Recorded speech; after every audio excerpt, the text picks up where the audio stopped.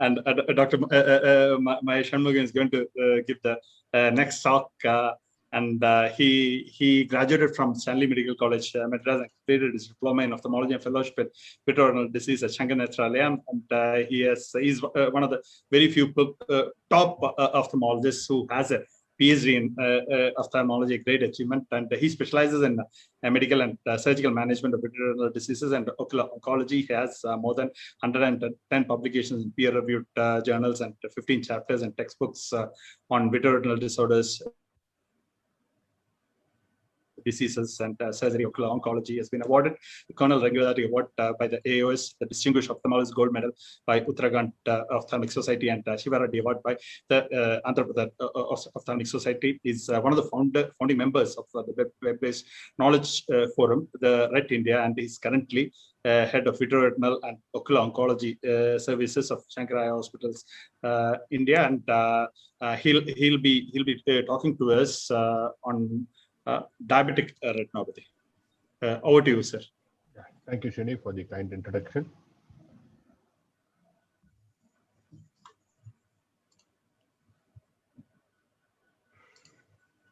Can you see my slides?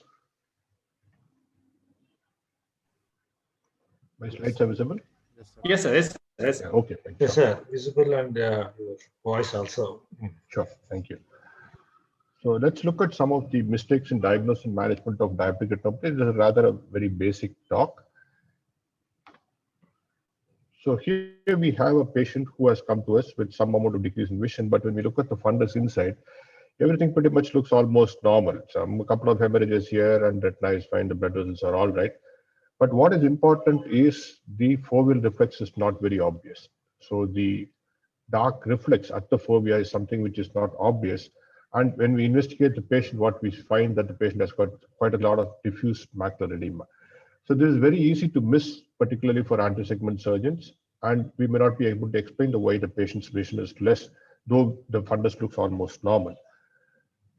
Of course, I wouldn't be doing an FFA in all these patients nowadays. An OCT is a much easier and much faster technique. So here again, you see a patient where the foveal reflex is clear, but then there is some hard exudates here. So it looks like, okay, fine. This is a patient who has come for a cataract surgery. You can go ahead with the cataract surgery and we'll get away with it. But that's not true. Actually, what looks clinically may not be the end of the problem. So when we do an angiogram in this patient, you can once again see a lot of macular edema. So as I mentioned, any patient who's a diabetic and does have some amount of changes in the macula, better to have an OCT as a part of the pre-cataract assessment now, so that we don't have surprises post-operatively and the patient is unhappy at the end of it all.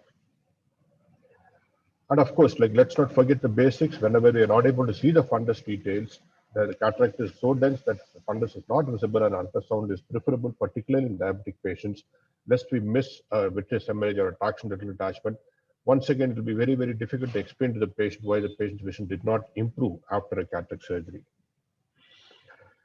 And macula is not the only reason why diabetic patients may lose vision. And when we are focusing on the macula, the problem may be at the disc.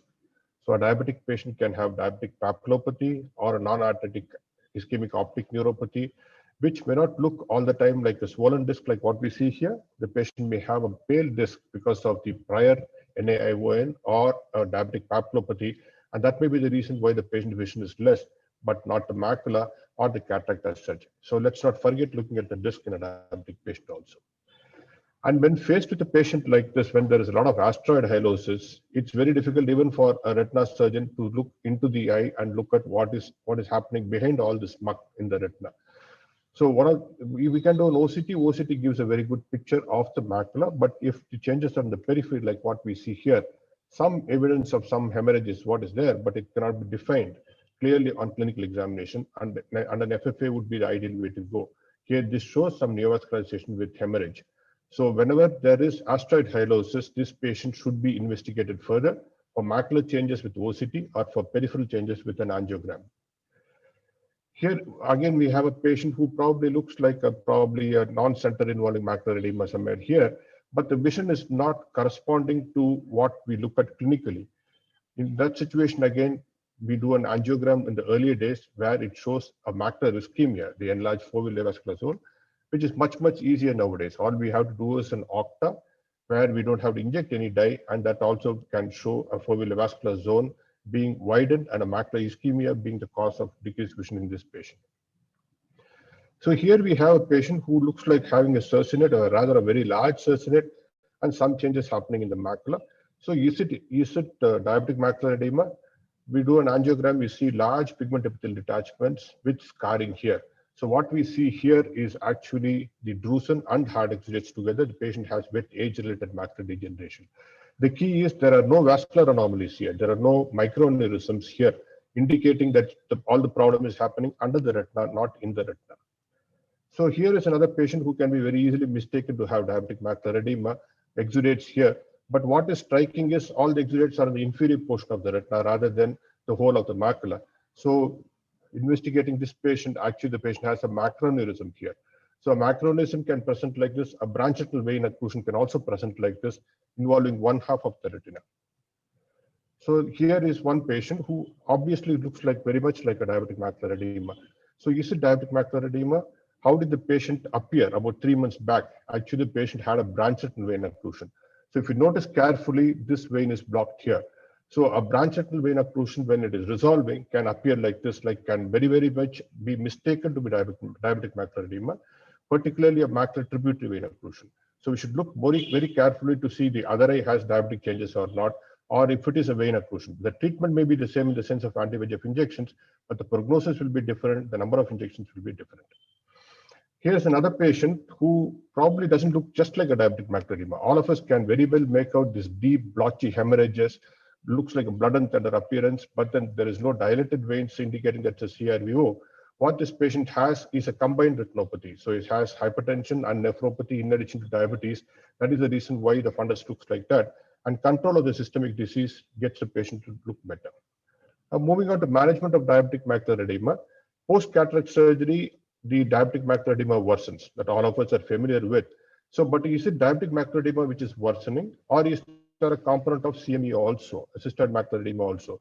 So in those situations, we can, when there's a confusion, we can do an angiogram when that it can show on hot disc. If there's a hot disc, the patient probably has a component of CME also.